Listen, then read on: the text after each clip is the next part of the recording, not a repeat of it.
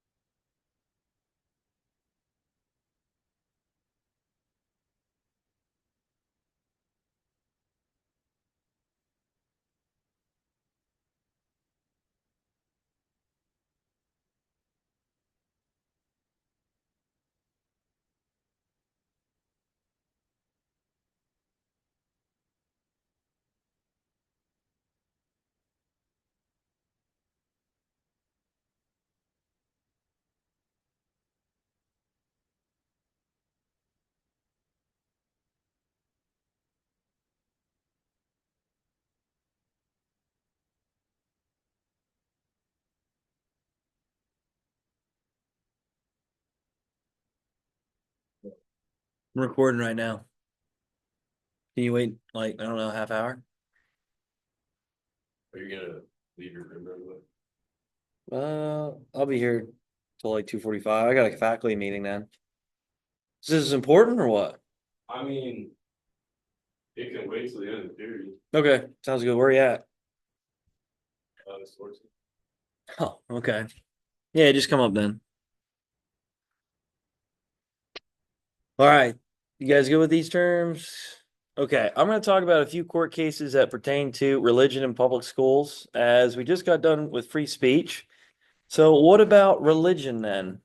All right, so I think you guys will find some of this interesting, and there might be a few court cases here that we're going to list. So, I recommend writing down the court case as you see it on the slide, and then just give a little bit of information. So, I'll give you an example, what it's about, and tell you what the importance is of it as we're going through it. Does that work?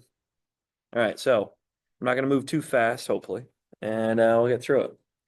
So the Establishment Clause. Okay, real quick, the Establishment Clause just guarantees Americans a right to practice their faith as they wish. So, in other words, well, when you think about where we came from, our founding fathers, and how America was developed and created, right? There's a lot of wars in Western civilization over religion, a lot of them. It costs a lot of bloodshed.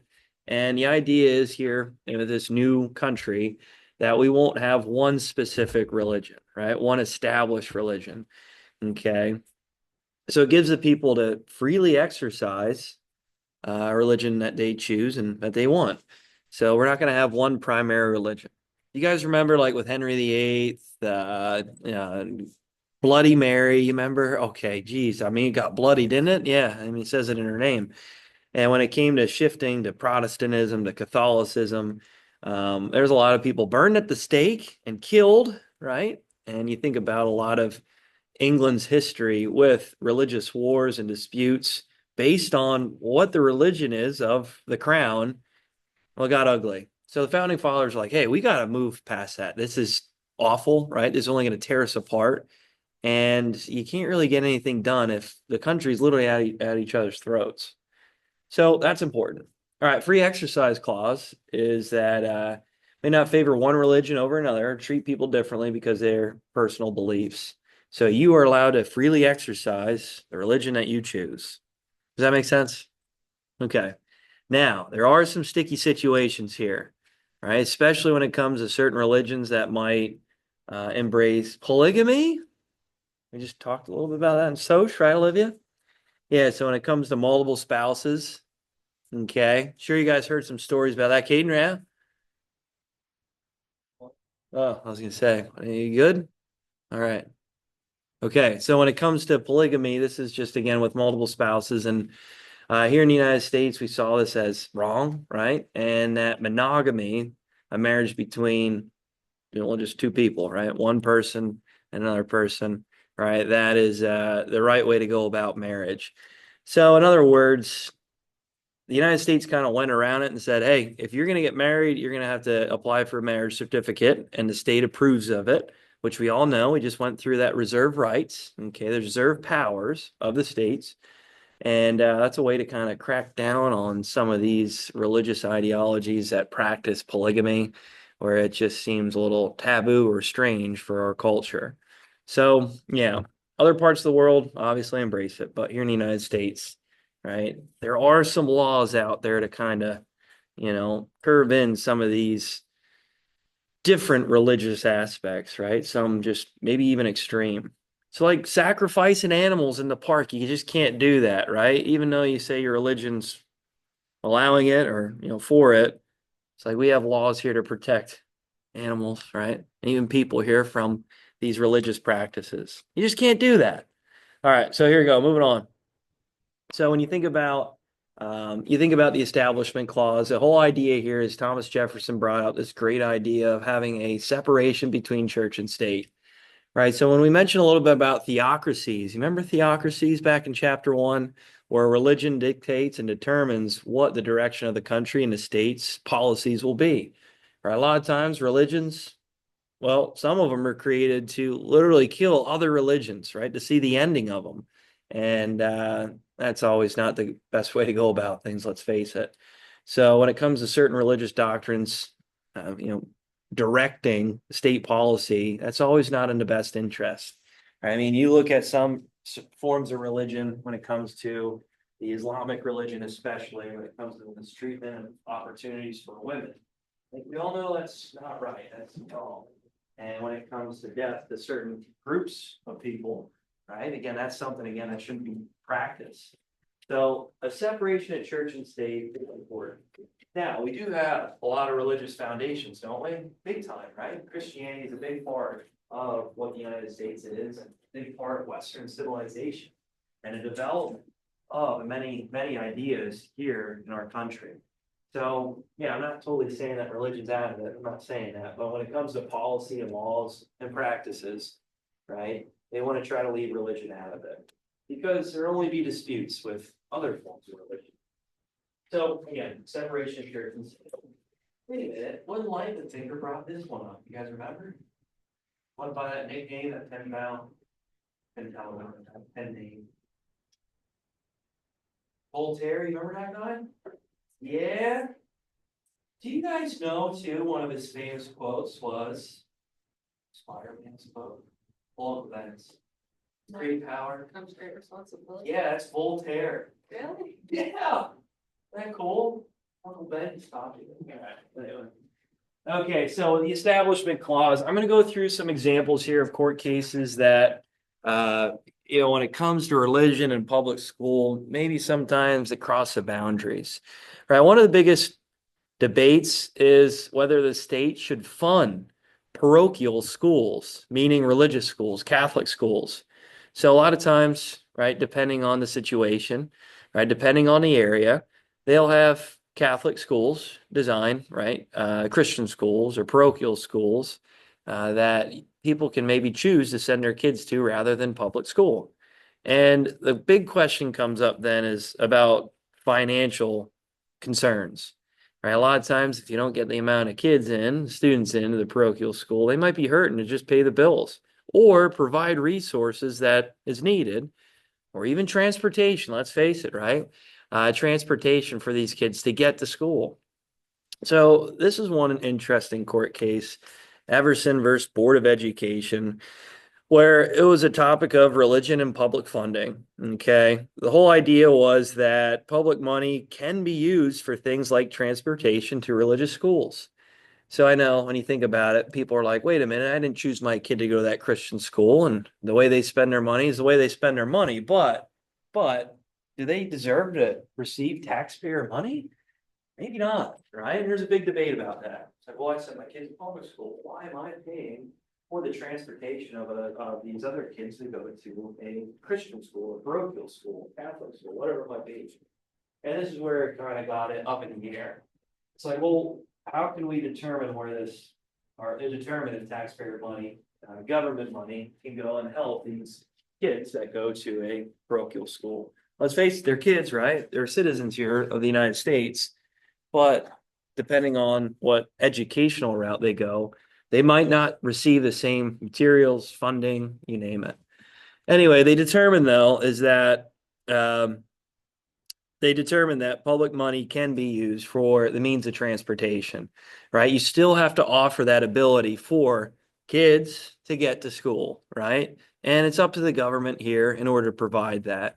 Again, a lot of times in these situations, you'll have parents just drive them to the Christian school, the parochial school, but at the same time, they should still be provided with transportation by the government.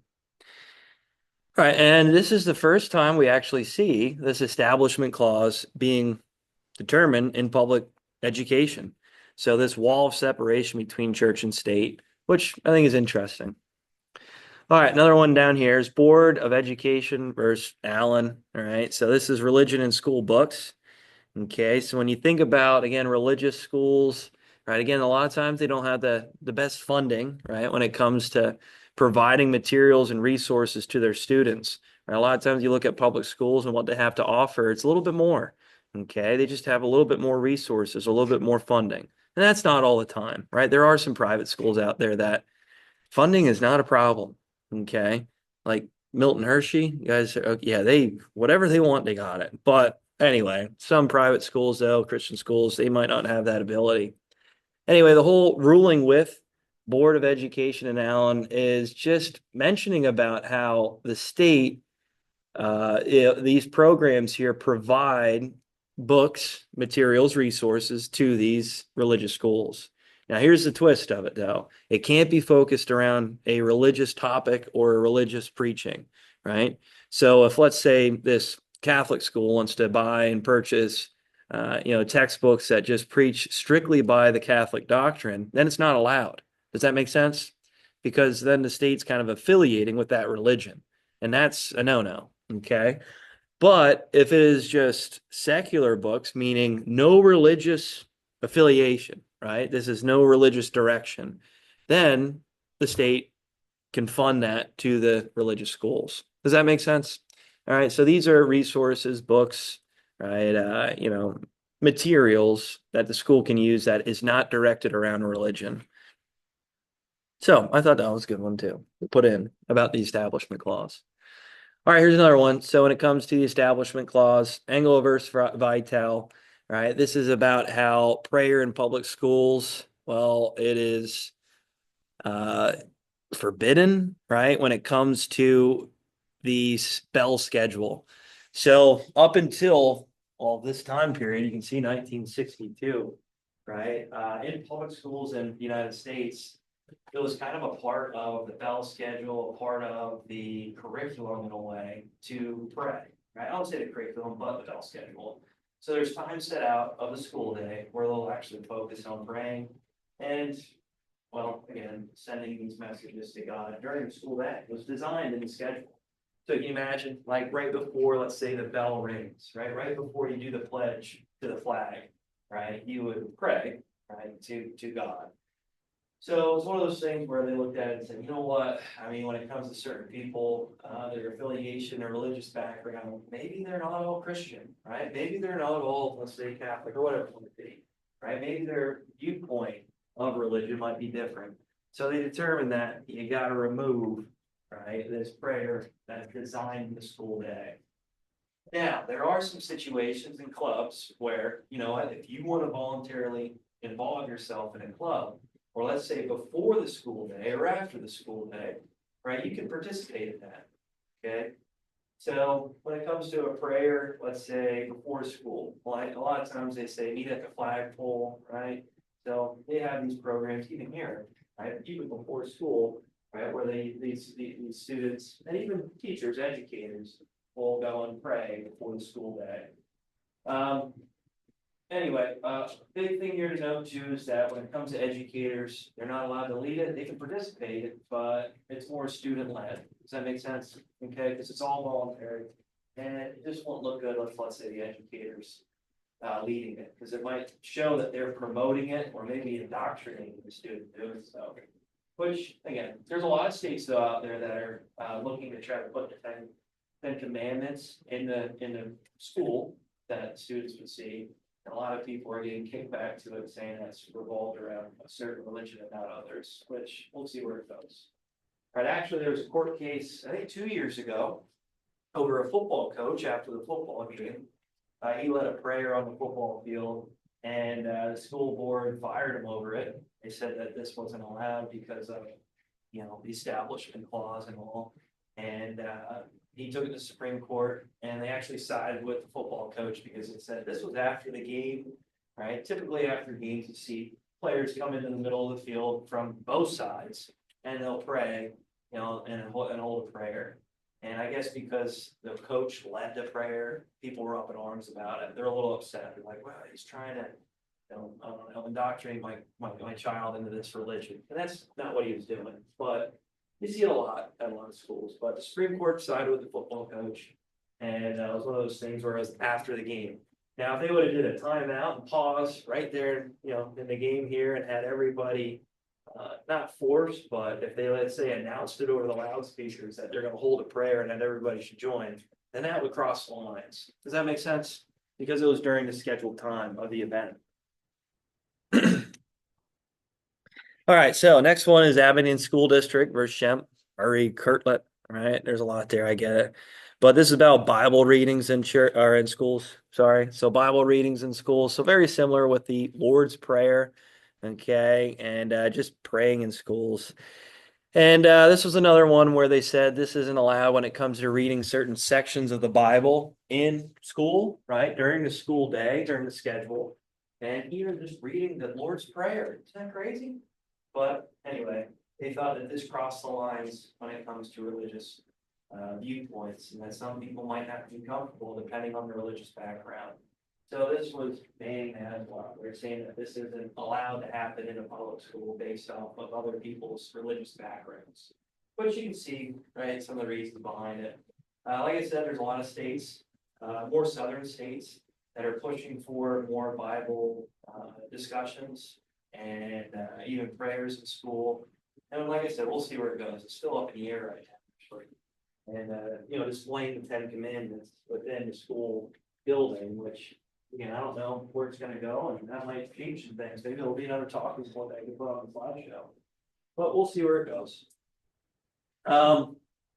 Yeah, like I mentioned, when it comes to maybe a not a theocracy class, but more of a religious class, so maybe you're just focusing on religious cultures, or when you're thinking about religious beliefs, if there's a course directed, right, in the school, which I went to a private institution, a college, and they had a course just on religion, and they talked about certain stories from the Bible and certain stories from other, you know, religious ideologies, which it was interesting to hear a lot of them. And because they were talking about it and not trying to throw the religion onto the students, right? Obviously, that's allowed. So that's a little bit of a different idea of it. All right, so Lemon versus Kurtzman. Here's another one when it comes to what the state has to offer for aid to the, let's say, parochial school. So they actually came up with this lemon test, which I thought's kind of funny. You guys remember the Tinker test for free speech? So very similar here, but in this case for religion in public schools. So in other words, as these you know, court cases came up over and over and over again, bless you, as it came up over and over and over again, Well, the Supreme Court decided to set a precedent with the idea of what can be spent by the state to the public schools. So when it comes to transportation, or when it comes to secular, materials or books, right?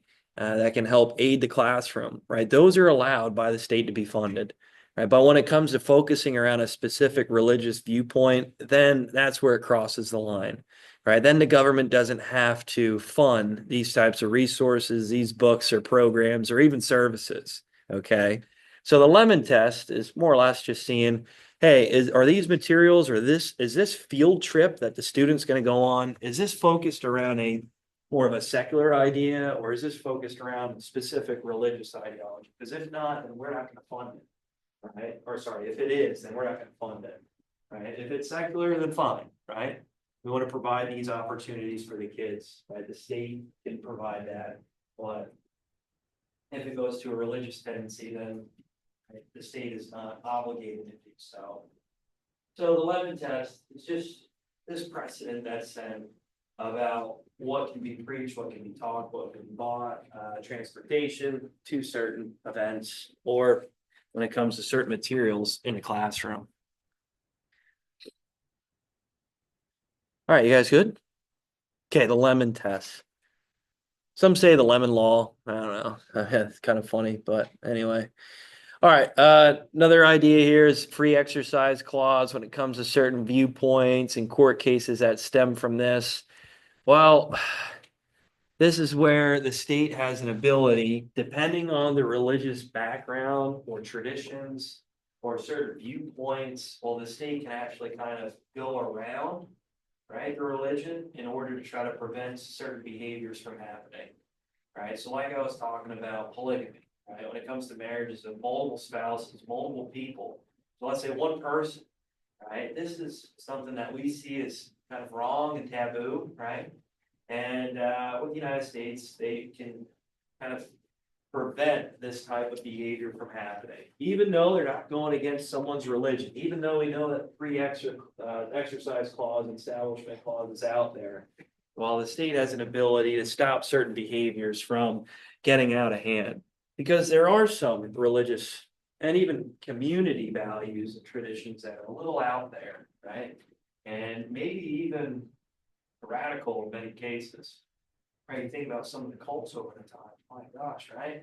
So this is a way to try to limit certain behaviors from getting out of hand or becoming, I don't know, attractive to other people.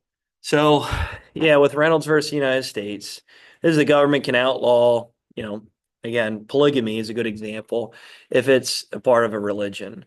So this is the first court case that brought up about free exercise clause, Reynolds versus United States. And as you can imagine, this is in the 1800s. So this is a way to try to outlaw polygamy with many or certain religious groups and preventing the multiple marriages of, multiple people to one person. So this is an interesting court case. And like I said, the state has an ability to kind of go around certain religious beliefs here in order to try to set up a law that prevents these types of behaviors that just doesn't jive with the United States culture and society. Does that make sense? Good. All right. All right. Last thing here I want to mention, these court cases here deal with pledging to the flag, right, in public schools and how it may go against certain religious viewpoints. So Minersville, that's not too far from here. Yeah, that Minersville. You guys know what I'm talking about out near Pottsville? Yeah, okay. So anyway, the Minersville School District versus Gobitis or Gobitis, I don't know how to pronounce it. But this is a court case where a student was, when it came to pledging the flag each and every day like we do, right? This was going against Gobitis's religious beliefs to praising a symbol, right? The symbol being the flag. So, in other words, this student did not praise the flag, pledge it, right? He just remained sitting, and the school district threw the book at him. They said, listen, you can't just sit here and not pledge to the flag while everybody else is. This is wrong. And believe it or not, 1940, you know how they pledged the flag? They didn't just put their hand over their heart. They actually did this, right? My heart goes out to the United States, the salute. I know it sounds crazy, but that's how they did it. And anyway, as World War II comes around in 1941, when we join, obviously, we then change it to the heart, right? And I thought that was interesting coming from this court case. Isn't that kind of wild, right? That was just like a common thing many countries did. They just saluted it that way. And well, as Hitler and the Nazis came around, they just ruined it, right? They just ruined it for everyone. So when it comes to Gobitis here, he did not stand up to praise the flag because he saw it as a symbol, right? The only symbol is, Savior, his God, right? So he doesn't praise any other symbol. It's the only one he praises. So he decided to sit down. The school district threw the book at him, and the court actually sided with the school with Minersville and North First Gobitis, which I thought was interesting, right? Then 3 years later, just 3 years later, okay, with Wisconsin versus Barnett, they reversed Minersville versus Gobitis. They said, hey, you know what? You can't punish this kid because his religious beliefs say that he can't praise the flag, right? Just because, you want him to stand up for the flag, especially 1940, we're getting involved in World War II soon, right? So they said, you know what, he can't punish that kid. It goes against his religious beliefs to praise the flag. He can't do it, okay? So in other words, they reversed it. The biggest thing here to know is that West Virginia versus Barnett, they reversed Minersville versus Gobitis. So 3 years later, you can see maybe the determination of the court saying that when it comes to religion, it is still a priority over the nation. Okay, this is a time of heightened nationalism too. That's what nationalism is. What is nationalism? Anybody? No. Bizarre, you got it? Or Charlotte, yeah, is that a hand? Yeah, good. Extreme national pride. Good, good. So maybe as that was going on, especially during World War II with many of these fascist regimes, right? They still wanted to kind of focus on religion being that priority. All right, next one, Wisconsin versus Yoder. Okay, this is interesting. Amish, right? Amish, okay. So it came to public school actually, right? Many of the Amish kids would go to the public school. And then as they got to 8th grade, right, the Amish families believed it was better interest to serve the family and religion more than actually learning here at school. So they believe in the Amish community that they'll learn more being a part of the family structure, right? Developing workplace skills and family values than actually being at public school. So they're taking them out of school after 8th grade, and the school district had an issue with it. They said, no, you can't do that. You just can't pull your kids. They didn't receive their full, schooling experience. So this went to the Supreme Court here, and they actually sided with the families here. They said, listen, I mean, it's a part of their religion where they want to try to focus more on family values than what public education has to offer. So in other words, they said, you can pull your kids out then, right? They can learn these family values and these traditions and more of the religion than, their main focal point. All right. Anyway, that's it. I know there's a lot of court cases. I know. So we'll try to keep them, understandable. I won't try to obviously test you on every single one of those, but I think it's important to know a few of them and just the direction of the nation through these times. Again, 3 years, that's all it took from Minersville to, the West Virginia court case to determine that, you know what, you can't punish these kids for that. Anyway, is there any questions? Good. All right.